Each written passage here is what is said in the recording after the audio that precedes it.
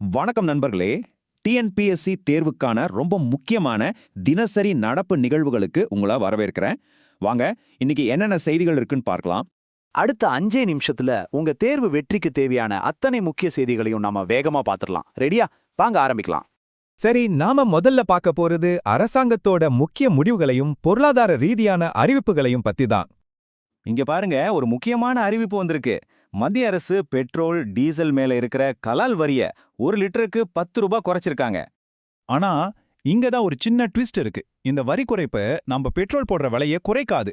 இது எண்ணெய் நிறுவனங்களுக்கு தான் பலன் தரும். அதாவது அவங்களோட நிதிச்சுமையை குறைக்கிறதுக்காக செஞ்ச ஒரு ஏற்பாடு. இது தேர்வுல கேட்க வாய்ப்பு இருக்கு, நோட் பண்ணிக்கோங்க. அடுத்து நம்ம தமிழ்நாடு அரசு மனநல பாதுகாப்புக்காக சில புதிய வரைவு விதிகளை கொண்டு வந்திருக்காங்க. இதோட முக்கிய நோக்கம் சிகிச்சைக்கான தரத்தை நிர்ணயிக்கிறது, நோயாளிகளோட உரிமைகளை பாதுகாக்கிறது, குறிப்பா அவங்களுக்கு எதிரான எந்த வன்கொடுமையும் நடக்காம பாத்துக்கிறது தான். நாடு முழுசும் சமையல் எரிவாயுவுக்கு தட்டுப்பாடு இருக்கு இல்லையா? அதை சரி செய்யறதுக்காக விநியோக நிறுவனங்களுக்கு தர்ற எல்பிஜி ஒதுக்கீட்டை 20% அதிகரிக்க பெட்ரோலியம் அமைச்சகம் முடிவு பண்ணியிருக்காங்க. ஓகே, அடுத்த பகுதிக்கு போலாம். இப்ப நாம பார்க்க போறது சூழலியல் மற்றும் அறிவியல் துறையில நடந்த சில முக்கியமான விஷயங்களை பத்தி. மார்ச் 28ஆம் தேதி புவி நேரம், அதாவது எர்த் ஆர் கடைபிடிக்கப்பட்டது. காலநிலை மாற்றம் பத்தின விழிப்புணர்வை ஏற்படுத்துறது தான் இதோட நோக்கம். இந்த வருஷத்தோட தீம் பூமிக்காக 1 மணி நேரம் ஒதுக்குங்கள். வனவிலங்கு பாதுகாப்புல இது ஒரு மிகப்பெரிய மைல்கல்லுன்னே சொல்லலாம். மத்திய பிரதேசத்துல இருக்கிற வீரங்கனை துர்காவதி புலிகள் காப்பகம் இப்போ இந்தியாவோட 3வது சிறுத்தை புலி வாழ்விடமா தரம் உயர்த்தப்பட இருக்கு. நம்ம இந்திய விலங்கியல் ஆய்வு மைய விஞ்ஞானிகள் மகாராஷ்டிராவில் ஒரு புது வகையான கரப்பான் பூச்சி இனத்தை கண்டுபிடிச்சிருக்காங்க. இதுல என்ன ஸ்பெஷல்னு கேட்டிங்கன்னா, இந்தியால முறையா டிஎன்ஏ தொழில்நுட்பம் மூலமா ஒரு கரப்பான் பூச்சி அடையாளம் கண்டுபிடிச்சது இதுதான் தடவை. மருத்துவ உலகத்திலிருந்து ஒரு நல்ல செய்தி. உன்னிக்கடி மூலமா பரவற லைன் நோய்க்கு எதிரா ஃபைசர் நிறுவனம் ஒரு புது தடுப்பூசியை உருவாக்கியிருக்காங்க. இது 70% வரைக்கும் செயல்திறன் கொண்டதுன்னு தெரிய வந்திருக்கு.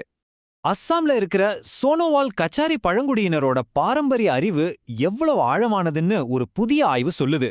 அவங்க சுமார் 39 வகையான மருத்துவ தாவரங்களை வச்சு பல நோய்களை குணப்படுத்துறாங்களாம்.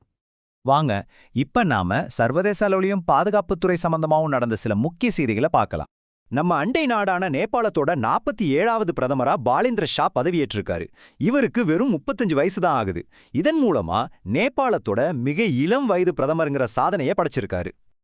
இந்திய ராணுவம் சௌரியா ஸ்குவாட்ரான்கள் அப்படின்னு ஒரு புதிய ட்ரோன் யூனிட்டை அவங்களோட கவச படைகளோட இணைக்கிறாங்க. இதோட வேலை போர்க்காலத்துல துல்லியமான உளவு தகவல்களை சேகரிச்சு எதிரி இலக்குகளை மிகச் சரியா தாக்குறதுக்கு உதவுறது தான்.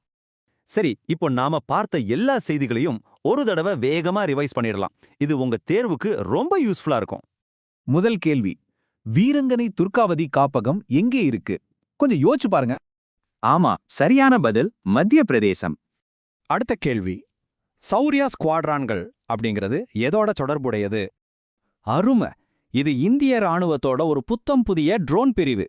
உளவு பார்க்கவும் தாக்குதல் நடத்தவும் இதை பயன்படுத்துவாங்க. மூன்றாவது கேள்வி, லைம் நோய் ஏற்படுறதுக்கு காரணம் என்ன? ஆமா, இது உண்ணிகள் மூலமா பரவுற ஒரு பாக்டீரியா தொற்று.